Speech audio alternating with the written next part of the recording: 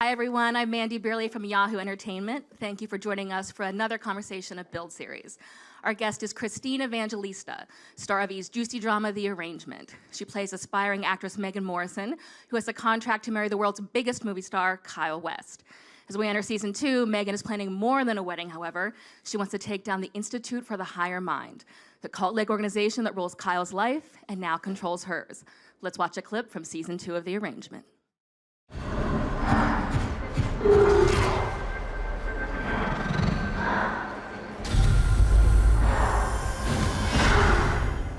Hey, beautiful. It's our moment.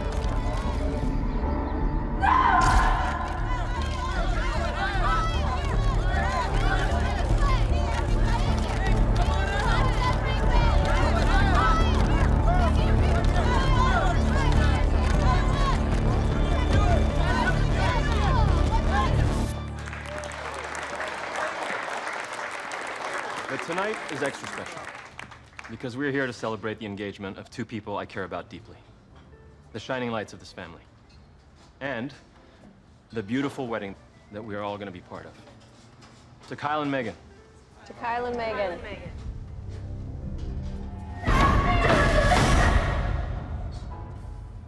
The design concept will incorporate the 10 colors on the IHM life spectrum into the ceremony. And my color is purple, which means I'll be your point person for family planning. Into the ceremony, so dresses, flowers, napkins, everything infused with the spirit of the higher mind.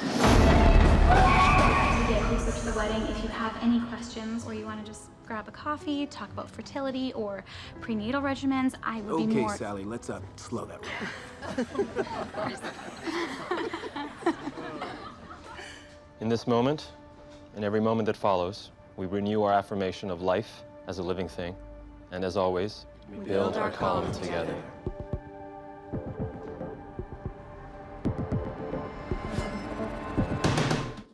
Christine Evangelista, everyone. Let's give her a welcome. Hi. We build our column together. Yes, That's what it is. together. Together. I was telling you this backstage, and I said it in the intro, that this is a juicy drama. That season 2 has 10 episodes. I binged them all in one sitting. Thank you very one much. night. Yes. At what point did you know that the show was going to take this turn and become such a dark thriller? Was it something you knew even as you were auditioning for the show? It's not something I thought about upon auditioning, although I do remember feeling like the audition even had a lot of these Mulholland Drive moments, and I had hoped that we sort of went on that path at some point. And I think it was season 1, around episode 7, things started to turn from this romantic Cinderella story to this real romantic thriller almost, and this is definitely what drives season 2. And again, even in season 2, it starts at one place, and as you know, it goes in a completely different direction, which I'm very excited about. I think the second half of our season is really great, enticing, and very dark. Yeah. Well, let's even go back to the season 1 finale. Megan gets kidnapped by the Institute and kind of broken down. She tries to escape, runs through the woods, gets captured again. What was it like for you filming those sequences where she is being broken and then she finds out that Kyle is aware of all this? It was a lot to film those particular moments. Not only is this woman in solitary confinement, she feels betrayed by the one man that she loved, but she's also facing so many of her own inner demons. She has this real release in that process where she confronts what happened to her, the sexual abuse, the assault, and she's reliving all of that. So that, in particular, was very intense for me to film, but also I think very empowering also to be able to move on from that and get past it. And I was really happy that we spoke about those moments of her, that flawed, dark past, and how that shaped her to make this decision to be in a relationship with him, and where she's able to go once she's released all of that. And I think that's where we go now in season 2. And we do see her at the end of season 1 and into season 2, where when she's back with Kyle, she's eerily calm, which for those, it's very almost disturbing to watch. Stepford wife, yeah. What kind of discussions did you guys have about how to play those moments? Well, it was just that, she's being all of these different people. She loves Kyle. She doesn't want to leave him, but she also can't because Terrence, the leader of the Institute, can blacklist her career at the very least. So she has to be the perfect wife. She has to be the perfect actress. She has to be the perfect model for the Institute. She has to be strong and placate people. How does that affect her, and how is she able to live with herself? So she wears this mask, and the girls really got her game face on, which was great. It was very dynamic for me to play. Every moment was so alive. Every little thing, I mean, when she would have those flashbacks, you know, what do you think about in those moments when you're reaching for the glass, or you look at someone and something catches your eye and you remember what happened to you? So those first couple episodes, as she's experiencing that, were particularly fun for me to film because it was so rich with emotion and like rage. But how do you suppress that rage, right? It has got to come out at some point, as we see. Like all of that does physicalize itself, and by episode 2 or 3, you start to see the effects of that. And it must be tricky, too, for the writers, showrunner, and for the actors. We have to still like Kyle, like knowing what he's done to her in order to sort of buy into the show, especially in a time of, you know, Me Too and Time Is Up. We don't want to watch an actress be in a situation that she has no desire to be in. So they have to kind of keep us a little hooked to know that their love is true. It's worth fighting for. So yeah, what kind of discussions went into that to kind of keep that chemistry alive, even though everything you mentioned is also under the surface and bubbling as well? Yeah, well, the innate chemistry is always there, and I also have a very great working relationship with my co-star Josh. So we try to keep it fresh and find those moments. I think throughout the season, there are all those moments where they're able to look at each other and have that affection towards each other or play with each other, you know, but it's also this underlying tone of this, I don't really know who you are, and I don't know where we're going with this. But I think that was a very tricky line because you do have to like him, but you have to like her. And I think in this season, too, there's a lot more flaws that we see of Megan that I was also excited to play. The two of them, and I think that's also what bonds them together in a way. They both have these pasts that they're running from in some capacity, and how that attracts one another to each other, I think. We explore a lot of the relationship dynamics this season. And one of the things I love seeing was just Megan have more scenes with Terrence. Yes. And this really is like head to head, toe to toe. Totally. What excited you about that? I remember before filming season 2, I sat down in the writer's room and they were like, what do you want to see, or what do you want to talk about this season? Which is very nice and very generous. They do not have to do that, and that never happens, by the way. But I was like, I really want to see more of Megan and Terrence and what that relationship dynamic is like. And they were like, turn around. And I turned around on the wall, and it was like this big board of like all these ideas that they had for Megan and Terrence. And there's a really, I think my favorite episode this season is episode 3, where the two of them have this kind of, this very long scene of this, what I like to call this emotional jujitsu. They're trying to like expose each other's weaknesses, but they can't let the other person know what they're feeling or what they're doing. And you find out throughout the season that the two of these characters are much more alike than they would lead on. And there's a great moment at the end between the two of them. They're at war with each other, right? They hate each other, but they can't let anyone else know that. And I think that's a constant drive throughout the season. I love Michael Vartan. He's one of those actors that every moment you're working with him is different. You know, every line, every take that we do, not that we get to do many takes in television, but every take is slightly different, and it allows so much room to play. And when we had those really long scenes with each other, you know, everything was fresh and alive, and there was just so much going on with these two characters. And it was he's a great actor, and he's a great person to work with too. And I also love the relationship between Megan and Leslie, her agent, and then Megan and Deanne, who's Terrence's wife, who's producing Technicolor Highway, which we're going to have to talk about that movie in a minute. But what can you say about where those relationships between the women start at the beginning of season 2? I have to say, you know, I thought about it. Every female character on the show is strong. and empowered. Like Leslie, I mean, she's a total firecracker, and Deanne, she's got her own agenda. And I feel very lucky to be on a show that empowers women and shows that they could be flawed and they could be messy, but they could still hold their own in a room and they could still have their own vision. I think that's the same thing with Megan. She's not this weak girl. She's not unambitious or boring that just wants to be the girlfriend of this superstar. She's got her own motives too. And I really love how this show showcases women, especially during this time. And that is something, I mean, the show is so focused on the Institute and the relationship that it doesn't get to really tackle, Time's Up or Me Too, like head on exactly. But is that something, if you get future seasons, would you be interested in exploring that more? Well, I think there is a lot of, within the show, Megan trying to take down this patriarchy. And I remember as we were finishing filming season 2 is when the Me Too movement started to get steam.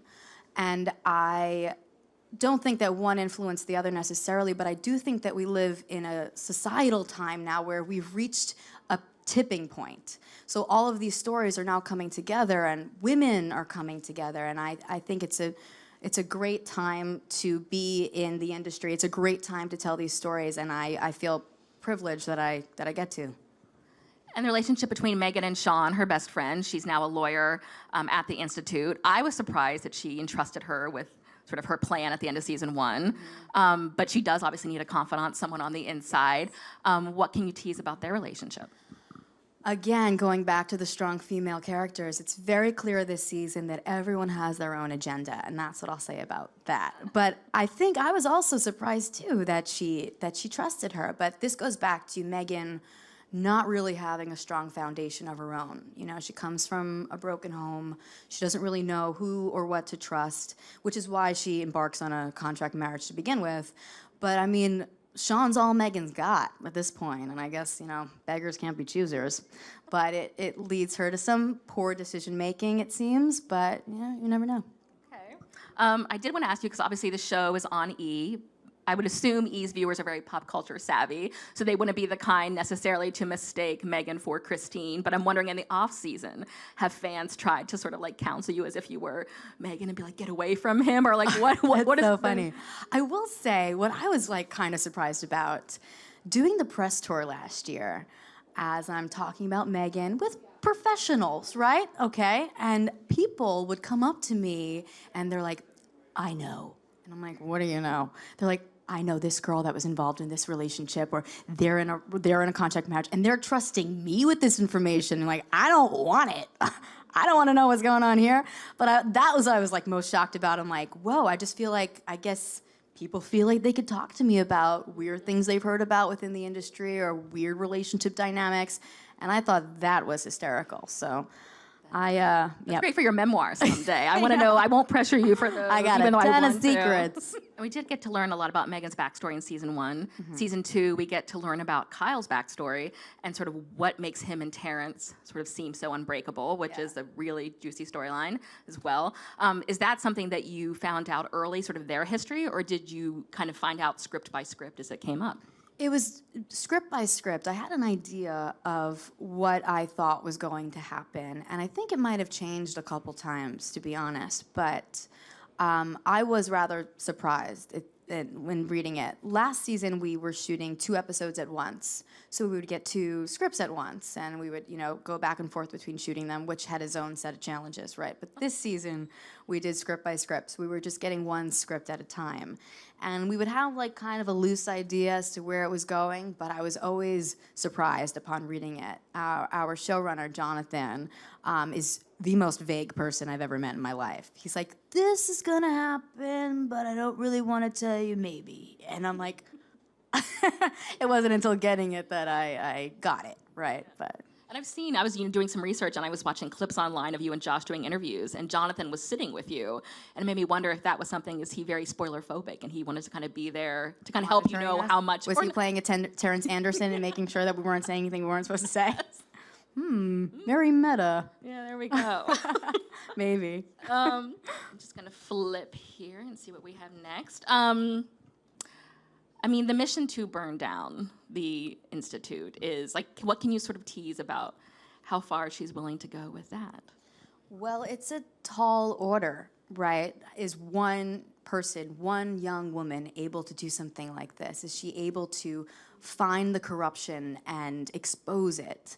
I think what I will say, Megan is a very strong, willful, and determined young woman, and I think she's willing to do whatever she has to do. But it does get her into a lot of trouble, and does that trouble stop her? I think she's constantly constantly has to reevaluate what she's doing, because not only is she trying to expose and take down this institute, it will inevitably hurt Kyle in the process. And how much of that is she willing to risk, you know? Sad, you guys. It's Very sad. sad, very sad. And I did want to ask also, Institute, where do you film those scenes? Is there any backstory there with like the grounds? Because it's a gorgeous location. But what can you sort of tell us about when we see the Institute, what are we really seeing? The interior of the Institute, anything you see on the inside, is on a soundstage in Vancouver, not so glamorous. But the exterior is on a beautiful location in Malibu. Beautiful, sunny Malibu. Beautiful. And actually, it was one of Frank Sinatra's old homes. Now that is interesting. Very I interesting. like that. So there's a lot of history there. Like you'll walk down the yards, and there's like this other building where Marilyn Monroe hung out, and I would literally go through and like give my own private tours to anyone that came over. But it's beautiful. I mean, shooting in LA is really great, and so many locations are full of history like that, and so many other films have shot there. So it's cool, but it's definitely nice to be outside in Malibu. What is your favorite spot then? I mean, or is there any fun story that you've learned about the location that you can share with us today? Of that particular spot? Yeah. Oh, I mean, definitely the room where apparently Marilyn got it on with JFK. It's pretty juicy. This is all apparently, this is what they tell me. Maybe they're just, teasing me or whatever, but I like to dream. It's also, again, good for the memoir. Keep it up. I like it. Yeah, I know. I have all these juicy Hollywood secrets. I also want to talk about, I saw on your Instagram that you were just at TRL, and she's a New Yorker. And you had written that you used to go to TRL back in the day in high school, hold a sign I was outside. like a Britney and Sync Backstreet Boys kind of girl. And I would leave school a little early and jump on the ferry and like make a big sign and stand outside and hope that Carson would bring me upstairs. And he never did. Never did. Never did. But I finally got upstairs at TRL. And was it everything you wanted? Everything, except they don't play music videos anymore. So I was like, what? I missed it. Did you ever go to any other shows when you were growing up in New York and kind of wait outside or? Wait outside. Oh, it's so sad. No, I think it was just mainly TRL. I mean, I would see lots of theater, but I would only stand online to get inside. That was about as weird as it got. But Okay. Fans, of course, also know you from The Walking Dead. Yes. She played Sherry. Do we all remember that? Dwight's ex. I know you obviously can never talk about whether or not we will see you again, but what do fans of The Walking Dead always want to ask you whenever they see you? Am I coming back? What was it like to kiss Negan? I love that show so much. It's obviously a phenomenon. And I was so thrilled to get it, and even more thrilled when I found out who she was and what her storyline was going to be like. It was a total surprise. You don't know upon auditioning who you're auditioning for or where the story's going to go. So it wasn't until I got on set and they sat me down, they're like, okay, this is who you are, and I immediately got a bunch of comic books and learned all about her, and I was so excited. And what was also kind of cool, last season, season 1 of The Arrangement, I literally went from 1 week filming The Walking Dead to, at the end of the week, filming The Arrangement. And it's, as you can imagine, I went from like the dirt to a red carpet, right? It's a couture. But what I found even more fascinating was these are 2 young women trying to overthrow men with a lot of order in their life, right? You have Sherry that's trying to take down Negan, and you have Megan that's trying to take down Terrence. And I thought that was a very cool duality, right? Yeah. These 2 young girls with a very similar objective, and very strong women. And that was a good week. It's a good week. And just one last question from me, then we're going to go to the audience. Those are obviously characters that you respond strongly to, strong women. Is there any other kind of character you would like to play Or What I like most about, I mean, it's great to play a strong woman, and I consider myself one of them, but I love exploring the vulnerabilities of women also. And just because you're vulnerable doesn't mean you can't be strong. You know, that you just because you're glamorous doesn't mean you're not smart. And I like just showing that there are so many different facets to women. I love going into people's backstories. I love exploring, you know, the human condition. And I would feel very lucky to continue to do that. let's go audience questions. We have one back here. Hi. Hi. So you're, going from Walking Dead to this show, and even with like some of the other shows, is it hard to jump into different characters? So even I don't know how quickly you have to do it, and do you or try to find some of yourself in those characters that you play? I try not to look for myself, but it inevitably surfaces in some capacity. But it was challenging, right? I mean, even physically, there was a lot of things that were different between the two women. It was very exciting, and again, I'm obviously going from one really great show to one that I'm very proud of, so there was a lot of adrenaline in that for me also. So even if it was challenging, I was honestly so grateful to be able to have that challenge. So that was neat, but it was a little strange because the worlds are just so different. And it was a new show, the arrangement, so we're finding its legs there also. I'm coming from a very well-oiled machine like The Walking Dead to a new show, creating a new character, right? The Walking Dead, there's already been established, and Sherry's a character that is, based off of a comic book. So there was a lot, the process was different. But again, even if it was hard, or even if I was scared, I didn't care because I was so grateful. That was, yeah. Another question? Hi. So since you have done this show and The Walking Dead, are there any other different TV genres you want to dive into? Yeah, they are different genres, huh? That's kind of neat. Yeah, I love the even the arrangement. It being a drama, there's so many thriller elements to it too. So many psychological moments that I think that it really hits all bases. It's this wonderful Cinderella-esque story that turns into a bit of a twisted reality. So we cover a lot there. And The Walking Dead is an action base, which I also love. It's very physical, which is great. But it also has that kind of component of it also. I'm not really sure what genre I'd like to do next. Maybe something funny. Maybe let's lighten it up a bit. I've seen you on Instagram doing boxing or kickboxing or something. Is that for a role, or is that just Just my inner rage. No. Perfect. We have one last question from the audience. Hi. I was just wondering, what do you do to get into character on set? There's lots of different things that I do. Again, creating a backstory. There's a series of questions that I have that I got at one of my earliest acting classes, and it's just basic questions that you ask, from family to what kind of music do you like to listen to? And I answer all of those questions for my character. I also, speaking of music, I love to make playlists. I kind of score my own scenes and listen to them before I do them, and that really helps. It also distracts me from any of the noise on set, because being on set is kind of chaos at some point, and you really have to just be as centered as possible. And on being as centered as possible, I think meditation is also something very important that I do. My spiritual practice and how I just, channel everything. That's something that I do consistently for every character that I have, and even any audition that I go on also.